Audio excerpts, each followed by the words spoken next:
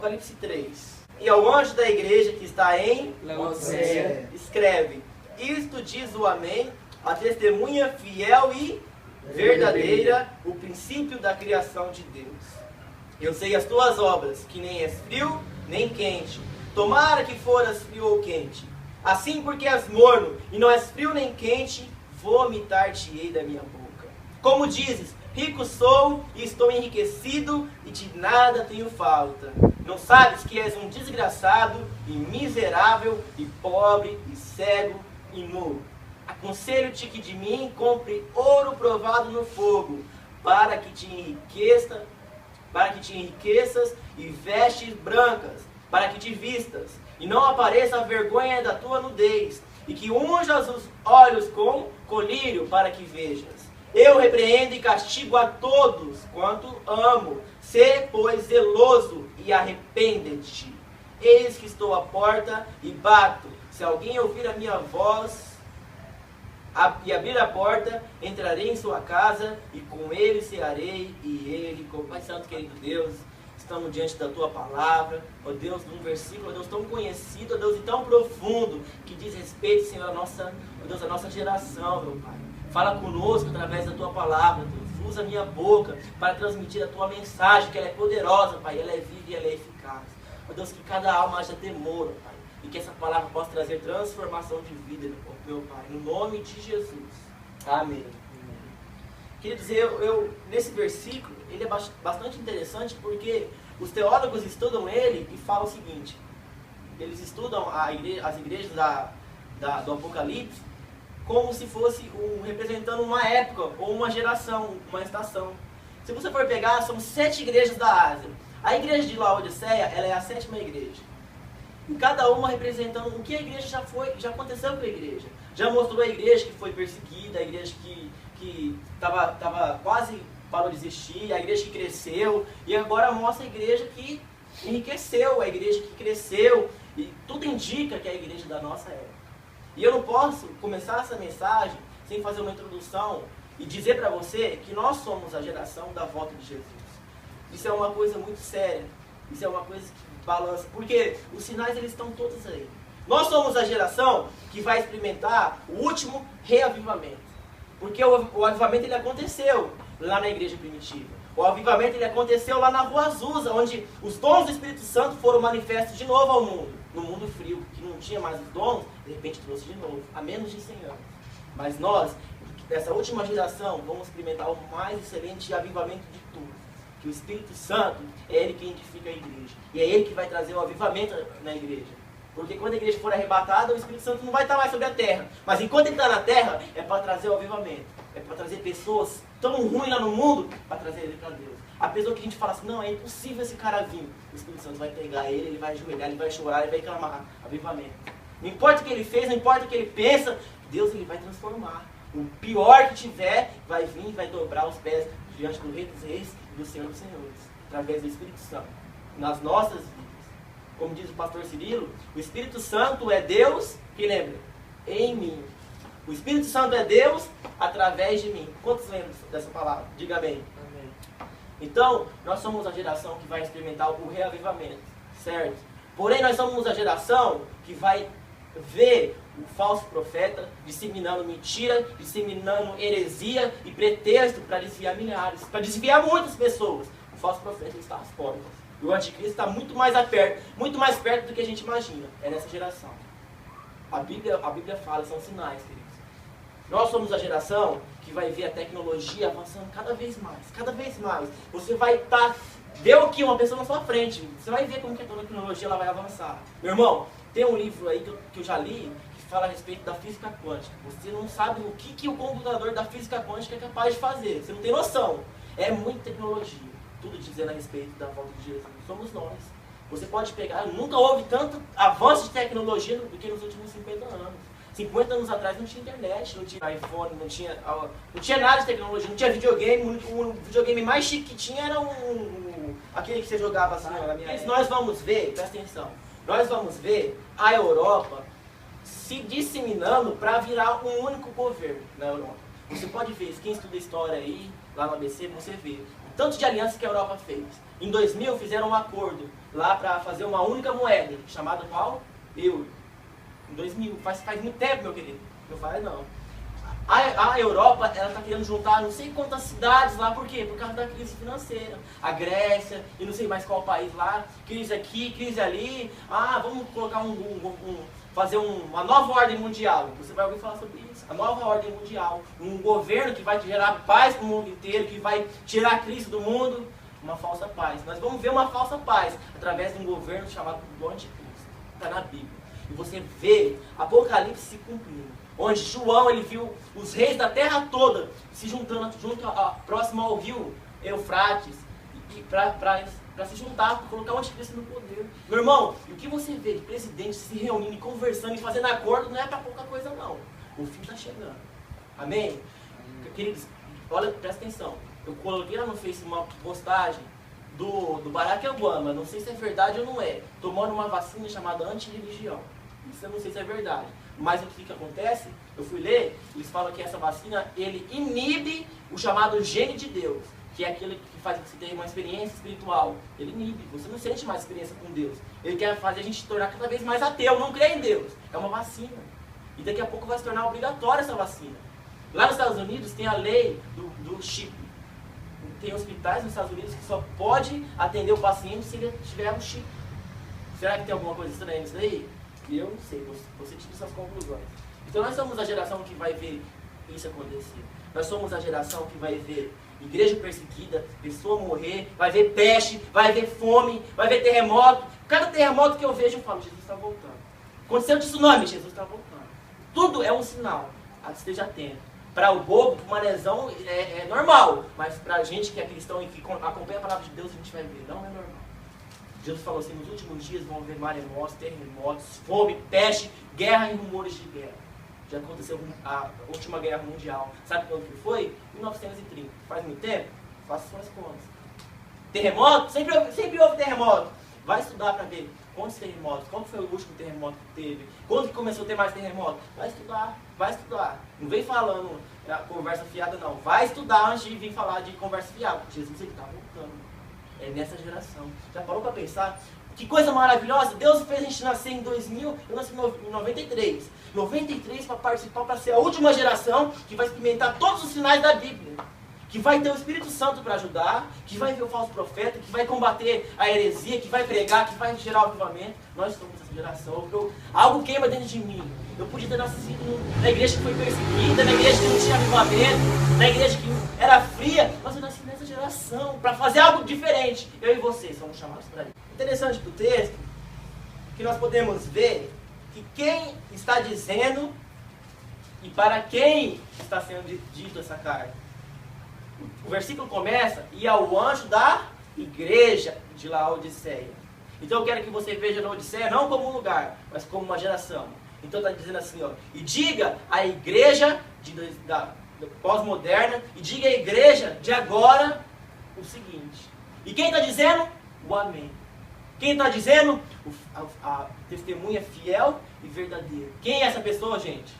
Diga Jesus. Jesus ele está dizendo para nós. Ele está alertando a sua igreja do que está acontecendo, para que ela fique conectada, sabendo, para não ficar desnorteada nos últimos tempos. Para ser uma igreja acordada, despertada, para fazer a vontade dele na terra. Então, ele se apresenta à igreja como a testemunha fiel e verdadeira. Eu estava lendo esse texto, eu fiquei a pensar, porque se ele apresenta como uma testemunha fiel e verdadeira, é porque essa igreja nos últimos dias, ela perdeu a essência de fidelidade e de verdadeiro, de ser verdadeira, de verdade. Porque começa a disseminar mentiras, heresias, falsas coisas, e prega coisas de mais e coisas de menos, e começa a colocar as verdades da Bíblia como um suspeito, um ponto de interrogação. Já não tem mais convicção para pregar a palavra, já não há mais convicção para pregar a verdade de Deus. Então essa igreja ela perdeu a essência da verdade e perdeu a essência da fidelidade. Hoje, o que nós mais vemos são pessoas que lotam a igreja, mas que não têm fidelidade com Deus. Pessoas que só vão às vezes por ir, mas não têm compromisso com a palavra de Deus, nem tampouco com Jesus, muito menos com líder algum. Pessoa que não submete a ninguém, que é orgulhosa, pessoa que acha que só porque tem dinheiro não vai obedecer, pastor, não quer submeter, pessoa orgulhosa, infiel. São o tipo de pessoa que nós encontramos nessa geração. temos que tomar cuidado para que essa característica não se enquadre em nós. Temos que olhar para nós mesmos. Então Jesus ele se apresenta como uma testemunha fiel e verdadeira. E aí, no versículo 15 ele diz: eu sei as tuas obras. Primeira coisa, eu quero destacar 4 coisas a respeito da fala de Jesus para nós. A primeira, conheço as tuas obras. Jesus, ele conhece as nossas obras. Deus, ele é um Deus, ele é onisciente, ele é onipresente, ele está em todos os lugares, ele vê todas as coisas, ele conhece todas as coisas e nada pode fugir do propósito dele. Nada, nada, nada. Ele sabe, você tem milhões, mas ele conhece cada um na sua individualidade. Cara, isso é Deus. Não tem como explicar outra palavra a não ser Deus. Imagina uma pessoa, um ser que sabe todas as coisas, que sabe todos os pensamentos, que sabe todos os... aquilo que nem chegou no coração, Deus já sabe. É porque ele é Deus. E porque ele tem todo o poder. E nenhum outro há esse poder. Só Deus ele tem. Amém? Então Deus ele diz assim: conheça as tuas obras. Só que agora vem a parte ruim. Porque ele afirma a segunda coisa. Ele diz: porque tu és morno. Diga morno. Morno. Jesus ele fala que a igreja dos últimos tempos, ela se deixou se misturar com o mundo. A igreja dos últimos tempos, ela está uma hora firme com Deus, outra hora ela está com o pé no mundo. Uma hora ela está crente, no outro dia ela já desvia. Uma hora ela está firme com Deus, ela ora, na outra semana ela deixa de orar, ela começa a pecar e volta a fazer todos os pecados dela. Uma igreja morna, uma igreja sem compromisso, uma igreja que fala uma coisa, mas que vive outra. Uma pessoa que fala assim: não, eu estou firme com você, agora converti, nós estamos lá, e de repente já deixa de fazer tudo. Uma igreja morna, uma pessoa morna, que enjoa Jesus. Ele fala assim: eu estou a ponto de vomitar vocês da minha boca. E eu falei: Jesus, quantas vezes o Senhor já não olhou para mim e ficou com vontade de vomitar? Mas mesmo eu estando nessa situação, o Senhor continua me amando. Esse é o seu amor. Mesmo eu estando morno, o Senhor me ama. E eu quero ser fervoroso. Eu não quero ser uma pessoa que ouve falar das experiências contigo. Eu quero ser uma pessoa que vive. Eu quero ser uma pessoa que ganha vidas. Uma pessoa que desenvolve o ministério, que desenvolve o chamado, Deus. Quem quer isso para a sua vida? Diga amém. Amém. Então Deus ele diz: eu conheço as tuas obras. Por que Jesus ele nos chama de morno? Por quê? Por causa da infidelidade, da falta de compromisso, do relacionamento superficial e da deslealdade e da desonra, querido. Querido, você que se diz que aceitou Jesus, que teve uma experiência com Deus, que foi batizado, que foi no encontro, como a gente pode continuar desonrando Deus? Eu não sei se você está desonrando Deus ou não, mas Deus ele sabe, porque ele diz: eu conheço todas as coisas e tu és morto. Então ele fala assim: ó, a infidelidade da tua parte, porque a falta de compromisso da tua parte, porque eu digo isso e você não faz isso, porque eu coloco pessoas na sua vida para você submeter e você é rebelde, desobediente, você é ingrato, você tem experiência, mas você não dá bola para a experiência, vira as costas e não está nem aí. Você é ingrato, você é infiel, você é desleal, você não age com lealdade, você trata com desonra. Muitas vezes vai ao culto, muitas vezes vai à célula, mas o teu coração está longe de Deus. Por isso eles o chamam de morno. Terceira coisa, o engano, que eu quero ler, está lá no versículo 17. Como dizes, Jesus está falando para você, ó, como você pensa que você é, está falando assim: ei, queridinho, você está enganado, você pensa que é assim, mas você não é. Olha o engano, a gente diz: sou rico, enriquecido e de nada tenho falta. E não sabes o que você é. Jesus está falando. Você pensa uma coisa a respeito de você, mas você não é. Queridos, uma igreja conformada. Eu vejo isso como uma igreja conformada. Porque lá em Romanos 12 diz: não vos conformeis com este século, mas transformai-vos pela renovação da vossa mente. O que nós temos visto é a mídia influenciando a igreja. O mundo entrando dentro da igreja, disseminando coisas erradas. As pessoas hoje que aceitando o que o mundo prega e colocando a palavra de Deus como dúvida. Tá terrível. Por isso a igreja ela ainda não experimentou aquele avivamento, porque ela não firmou os pés e estabeleceu o princípio. Nós queremos nisso, nós vamos brigar por isso, pode caçar, pode matar, pode perseguir, pode torturar. Eu creio na palavra de Deus. Você é o tipo de igreja assim. Você tem que estar disposto a ter uma convicção, falar: pode matar, mas eu não nego meu Jesus. Eu creio. Eu sei o que é certo, eu sei o que é errado, eu prego isso daqui. E tem pessoas aí que só de ouvir falar de Jesus, ela já tem tudo em outros países. Mas aqui as pessoas sem liberdade não dão a mínima. Então a igreja está conformada, ela é uma igreja orgulhosa, ela é uma igreja rica. É rica. A riqueza, ela vem para os últimos dias, sim. Mas a riqueza não pode roubar o espaço de Deus. É bíblico que a gente vai enriquecer, é bíblico que a gente vai prosperar, é bíblico. Mas ela está rica nela mesma, ela está orgulhosa nela mesma. E ela diz assim, eu não tenho falta de nada. Uma pessoa que se conformou com a ausência da presença de Deus. Uma igreja, olha para mim, gente, uma igreja que se conformou com a falta da glória de Deus. Uma igreja morna espiritual. Porque ela fala assim, ó, eu estou rico, eu estou abastecido, eu não tenho falta de nada. Mas Jesus, ele está do lado de fora, gente. A igreja não percebe Jesus do lado de fora, batendo, falando assim, deixa eu entrar. Não, mas eu estou rico, eu estou bem, eu estou próspero, não, eu estou com um carro bom. Não, minha família, não tem ninguém, não tem nenhuma prostituta, nenhum drogado, está de boa minha família. Mas Jesus não está no centro da família. A família não está na presença de Deus. A igreja ela não tem sentido da glória de Deus, ela se conformou apenas com um culto, às vezes apenas com uma palavra. Todo domingo faz isso, todo sábado faz isso, e costumou ficar longe da presença de Deus. Rica e abastada. Muitas vezes nós somos esse tipo de igreja. Muitas vezes nós mesmos já temos satisfação. Poxa, eu vou sair, eu vou comer, tudo legal. Não, eu vou sair, eu vou me divertir, não, eu vou conversar, legal. Não, eu vou sair, eu vou jogar bola, eu vou fazer comunhão, legal. Mas e Deus, onde tem ficado? E Jesus? E o amor? E a comunhão com Deus? Muitas vezes ficamos numa igreja muito superficial, muito robótica. Acostumado apenas, sabe? Parece que está no stand-by. Não, eu vou no culto, beleza. Agora eu vou sair. Não, agora eu coloco coração. Vou jogar bola, quero fazer gol, beleza. Não vou na igreja. Não, vou levantar minha mão. Não, vou abrir minha Bíblia e vou ficar com cara de sério. Muito robotizado. Nós temos que ir na igreja falando assim, Deus vai falar comigo. Aquela palavra vai vir de lá e vai entrar dentro de mim e eu vou mudar. E eu vou fazer alguma coisa para Deus. Mas não, nós somos uma igreja que fala assim, não tem falta de nada. Mas está sem comunhão com Deus. Diga misericórdia. O pior de tudo é ver uma geração acostumada e conformada. Essa é a pior coisa.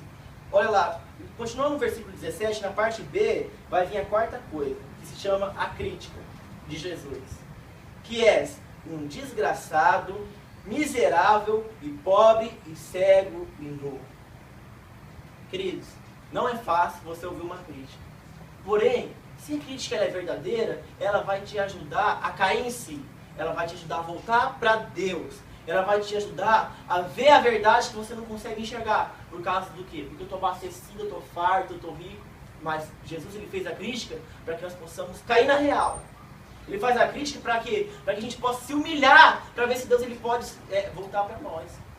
Amém? Como estão entendendo? Então ele faz uma crítica dura, queridos. Não é fácil ouvir uma crítica dessa, mas se a crítica servir para colocar o seu joelho no chão, a sua boca não pode, você fala, Deus, eu não quero ser mais miserável, eu não quero mais ser pobre, eu não quero ser cego, Deus, eu quero ver, eu não quero estar nua diante da tua presença, Senhor, tem misericórdia de mim. Vocês estão entendendo o que eu estou falando? Amém. Eu já fiz essa oração diante de Deus, eu me ajoelhei, por quê? Porque eu recebi uma crítica. Porque eu repreendo e castigo a quem eu amo. Muitas vezes acontece coisas na nossa vida porque Deus ele nos ama e porque Ele está nos repreendendo para que a gente possa voltar para Ele. Você não entende, você chora às vezes, você fica com raiva, mas é só assim para Deus pegar esse coraçãozinho duro e te levar para Ele. É só assim. Ele conhece você, Ele sabe como que você é. E Ele dá o conselho final para nós, no versículo 20. Eis que estou à porta e bato. Se alguém ouvir a minha voz, entrarei e cearei com Ele e Ele comigo. O convite de Deus para nós viver comunhão e intimidade. Porque a igreja, ela estava tão rica, tão cheia dela mesma, que deixaram Jesus do lado de fora. Ela estava tão rica, ela estava tão abastada, que Jesus ficou do lado de fora. O principal ficou do lado de fora. Que nós possamos ser o tipo de pessoa que abre a porta do coração para Deus. Hoje e agora. Porque Ele está batendo é hoje. Porque Ele está batendo é agora. O convite dele é agora. Eu estou batendo é agora. Não está falando assim, vou bater amanhã. Não, eu já bati na porta e você não abriu. Eis que estou na porta. Está agora falando, ó, muda. Muda. A oportunidade de mudar é hoje. A oportunidade de mudar agora. Seja a geração avivada e cheia do Espírito Santo. Amém? Então são 4 pontos do que Jesus tem falado à igreja nos últimos dias. E agora eu quero pegar 3 conselhos e 2 disciplinas. Eu quero encerrar.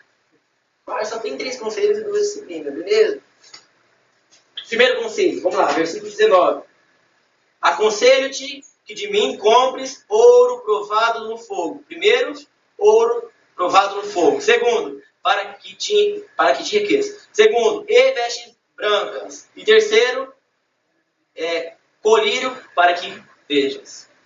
Primeiro conselho de Jesus. Eu quero que vocês comprem ouro provado pelo fogo. Você se diz rico, mas eu quero ver você passar por prova. Eu quero ver você passar por experiência, por dificuldade, por luta, para ver se vocês me amam mesmo. Eu quero ver você me adorar quando estiver tudo dando errado, quando não estiver dando certo, quando você não estiver bem fechado, quando você já não escuta, quando muitas vezes você não sente. Eu quero ver se você me ama, se você é rico mesmo. Então Deus ele fala assim, ouro refinado pelo fogo. Fala das coisas que tiram a nossa impureza.